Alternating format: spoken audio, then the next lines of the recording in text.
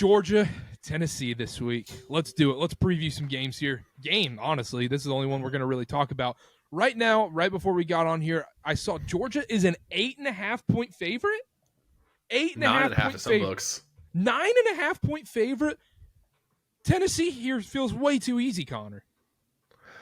So here's the thing. I agree. You look on paper, Georgia's not 10 points better than Tennessee. I don't care what kind of field they're playing on. I don't care if they're playing in the middle of 500,000 Georgia fans. If you've got Carson Beck as your quarterback against this Tennessee D-line, which I really think will be able to get pressure. Tennessee rush defense is seventh in opponent yards per game overall. This D-line for Tennessee, this front seven, will be able to get home on Carson Beck. And I couldn't find the updated number after the Ole Miss game, but going into the Ole Miss game, Carson Beck, when pressured, 81% efficiency, 36% completion percentage, under 5 yards per attempt, 8.5% interception rate. The average for any drop back is 2.6.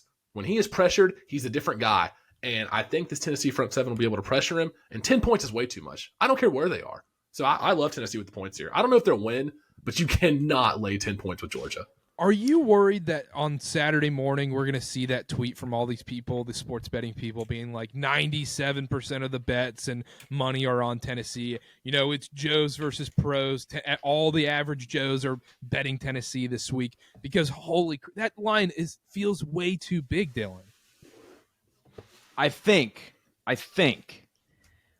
that line's with no Nico. Nico didn't play the second half against Mississippi State. Heupel said it was precautionary, though. How much stock do we put into that, or is he kind of playing it close to the chest, as we've seen many programs do? I guess my response to that, even if Nico doesn't play, it's not the quarterback play that's Tennessee's strength. It wouldn't equate in a 4 or 5 point line change, which I think it opened at 10. Remember, I texted you guys whenever this opened, and it was 10 and a half. So it's been bet down. I want to point out something you said, Connor, about the defensive line. Looking at some PFF grades, take it with what you want. I am not exactly convinced that outside of Pierce, Tennessee's defensive line is all that much better than Georgia's. Georgia, they're much like more average guys spread around the line. You have Pierce on the right outside that is obviously amazing, but Georgia seems to be a little bit more well-versed in terms of talent across the whole line. Break down some position groups. Quarterback, I said Tennessee if Nico plays. Running back, Tennessee. Secondary, Tennessee. I said defensive line even. I said it's a wash when you're taking into consideration all the front four. Offensive line, Georgia by a landslide, not even close. And then wide receiver, I said Georgia. Even given that, 8.5, 9.5 seems to be way too much, way too many points here. I think Tennessee can muck this game up if they want to. Everything you said, Connor, run the ball. They run the ball extremely well, even with that bad offensive line. Dylan Sampson's been a beast. Let me see here. The one note I had that worries me about Tennessee is how easy their schedule's been compared to Georgia. Georgia has the 9th strength of schedule. Tennessee has the 72nd.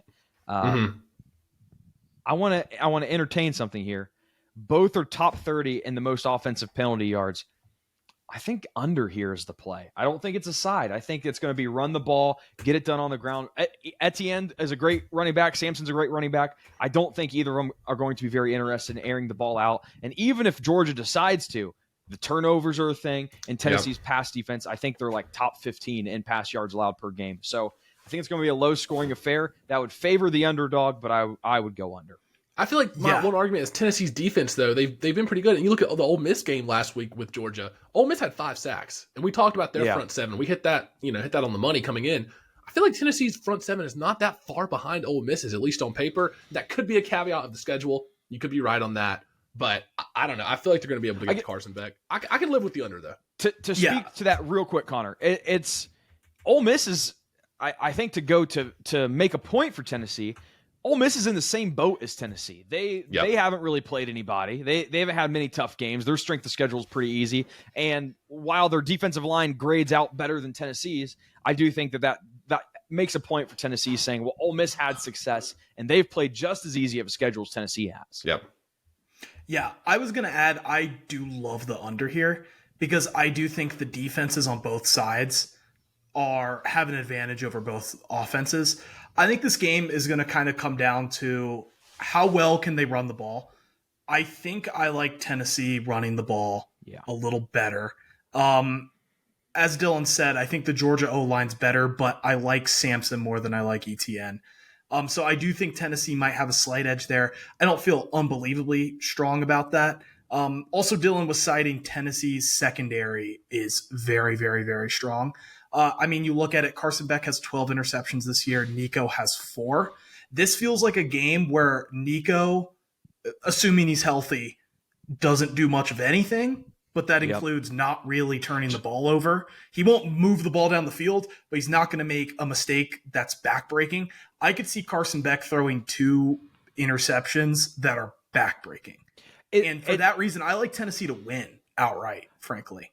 So I don't hate that. But either way, I do love the under. Love the under, like Tennessee in the points, like Tennessee money line, but not as much as I like Tennessee in the points and the under. But Tennessee is going to run the same game plan as they did against Oklahoma. Like Heupel said, I'm not going to take any risks here, and it worked out for him against Oklahoma. Now, obviously, we've talked about how bad Carson Beck has been this year. I still think their offense is better than Oklahoma's. They might have to change some things, but offensively for Tennessee, it's probably going to be the same game plan as it was against Oklahoma. Yeah, but Oklahoma's one of the worst teams maybe the worst team in the SEC, if we're being honest. The defense isn't that bad. The offense is awful.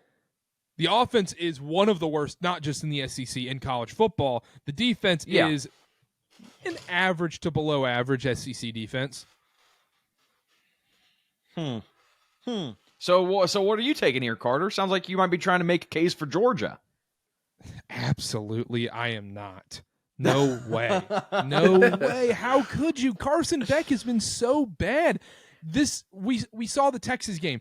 He had a few interceptions in the Texas game, and they still won. That is not sustainable. This guy is a interception turnover machine. He keeps turning the ball over, and you can say, oh well, these teams, they're not going to win the turnover margin every game. That's going to change eventually. But we talked about Tennessee's D-line. Yeah, outside of Pierce, they don't grade out super well on PFF, but the corners grade out pretty dang well on PFF as well. Carson Beck's going to have a couple turnovers, and Tennessee's going to play complementary football. If Dylan Sampson has success on the ground, Georgia's cooked in this game. And you could say that on the other side of the ball as well for them running the ball with ETN, but Ben mentioned it. I trust Tennessee's run game more with Dylan Sampson than I do Georgia's, and I also don't trust Beck at all throwing the ball in the air against this Tennessee defense. I think it helps big time that this game's at Georgia. Georgia has been more battle-tested, but if you think the defenses are the same, you think the quarterbacks are roughly the same, I think the better run game wins out. Give me Tennessee. And to be fair with this Georgia team, I feel like they haven't played a convincing half of football in a few weeks. And one thing with Tennessee is, yes, they're not as battle tested, but man, like they've looked the part at least against some of these lesser teams. And the one caveat I will say, if Nico doesn't play, is Georgia can just stack the box and make their backup try to throw over them. But even so, I think the under is a better play than even Georgia on the 10. Like if Garrett, whatever his name is, Tennessee's backup plays, it's time that we accept Tennessee for who they are. A power running team with a good defense, not that gunning team that Hendon Hooker had 2 or 3 years ago. I think it's still hard for us to accept that as watching Tennessee, but that's what they are this year. And I think that's kind of been Georgia's kryptonite, a team that can control time of possession and pace like that. And I think it's crazy we're talking about Tennessee team, and the first thing we bring up is defense. Defense being the strength. Can't believe it. Yeah. And also, but it's because of the colors. Like when you wear cool colors like that, you gotta play big. You're an overs game. You gotta be putting up 50 points a game type thing. Highlighter orange. Yeah, you can't wear those cool colors and be a Big Ten football team. That's not fun. Something else I want to bring up real quick. Ole Miss going into their game against Georgia last week. Ole Miss had the best run defense grade in the country, and it kind of showed here. 59 total yards for Georgia. Obviously, you have negative 20 for Carson Beck. That kind of makes that look a little worse than it actually was. But Tennessee's 8th. So it's really hard to see, like we were saying, Georgia have any success running the ball here. And, I am very interested in making Carson Beck throw. 100%. So let's do score predictions. Dylan. Tennessee 24, Georgia 17. Oh, touchdown win, Connor. I'm going to go Tennessee 20, Georgia 17. I think they win by 3. Ben? Upset for the Orange. Tennessee 21-20. Another college game day graphic for us, huh, fellas? Huh, fellas? Or we might be undefeated on college game day graphics. Who knows? I was going to say it worked for us last week. Give me Tennessee 24, Georgia 21. Did someone else say that? No, I don't think so. We're all I don't think points, so. though. Yeah. Yeah. I think Tennessee I will wins by say- 3. It's going to be gross. Is that Caveat. unders across the board too? Oh yeah, got to be. Total's 40 I think so. right now.